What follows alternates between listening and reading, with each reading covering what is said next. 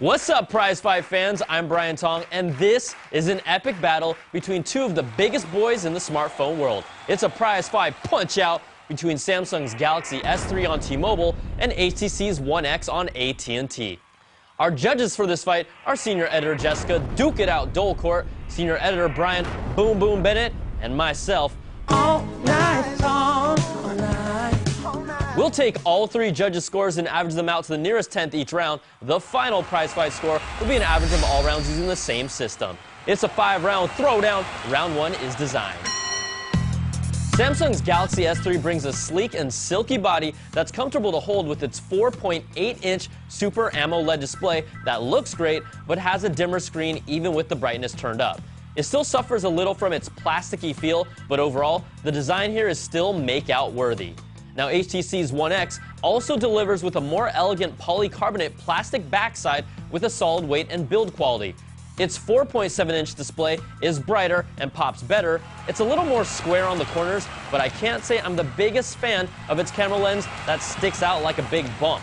Now, these phones both look amazing, and we're calling this round a tie at 4.7 points apiece. Next round is user interface and controls. Both of these phones bring their own flavors of ice cream sandwich to the table, and Samsung brings a much more tamed-down version of its TouchWiz interface that's less intrusive, and we like its look and feel. Its physical button has multiple functions to bring you back to the home screen, view your current open apps, or activate its S-Voice feature. Hi, Galaxy. Hi, nice to meet you. Now, you'll still have the same customization for widgets, but it still feels a little like a mishmash with gingerbread and ice cream sandwich. Now, HTC's Sense UI has always been one of our favorites, and they do it again with the One X. It's real clean and simple to use. I love the quick access UI for adding widgets to your home screen. It doesn't hide Android's ice cream sandwich, and they tone down the animations from previous versions. Now, HTC takes this round with a perfect 5, and Samsung gets a 4. So after averaging 2 rounds, HTC leads by half a point. Next round is features. Both phones are loaded with 4G LTE connectivity, Wi-Fi, Bluetooth, and the same dual-core 1.5 GHz Snapdragon S4 processor. But the S3 is what I call a feature freak of nature with its memory expansion slot, a replaceable battery because there are plenty of you who still love that, and it comes with 2 gigs of RAM, which is twice as much as the other guy for the same price. Now, it comes in 16 gig or 32 gig options, but that's not all. Samsung's S-Voice allows you to interact with your phone with voice commands. Even if it's half-baked, it does work on some levels. Good morning.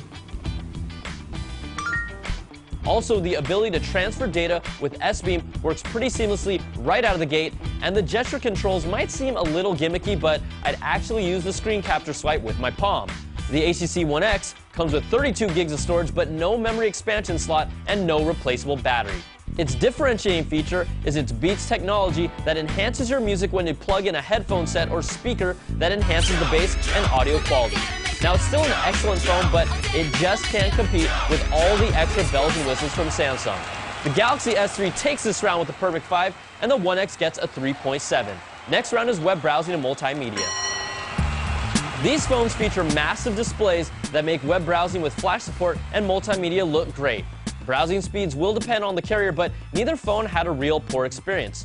Now, both phones bring 8-megapixel cameras with 1080p video capture, but the Galaxy S3 took better pictures with slightly richer colors and more detail overall by just a hair. And when it comes to watching video, you can't go wrong on either guy, but if you're using headphones, Beats Audio will make a difference. Samsung just gets the edge in round 4 with another perfect 5, and HTC gets a 4.7. So after 4 rounds, Samsung is now on top, and the final round that decides it all is call quality and performance. In the smartphone world, performance counts, and both phones really feel fast and responsive when you're moving through their menus and UI, and you don't feel like you're losing out with either one of these. Now, 4G performance was also solid for both phones in the San Francisco area.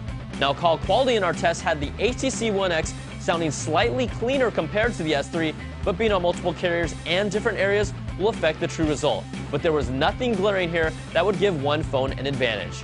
We're calling this round even with a tie at 5. So let's average out all 5 rounds, and in a prize fight where HTC came out swinging, Samsung chipped away and fought back with 3 perfect rounds, and the Samsung Galaxy S3 takes this battle 4.7 to 4.6 and is your prize fight winner. Now, you guys really can't go wrong with 2 of the best phones on the market right now, but only one can reign supreme. I'm Brian Tong. Thanks for watching. We'll catch you guys next time for another prize fight. Whoop, whoop.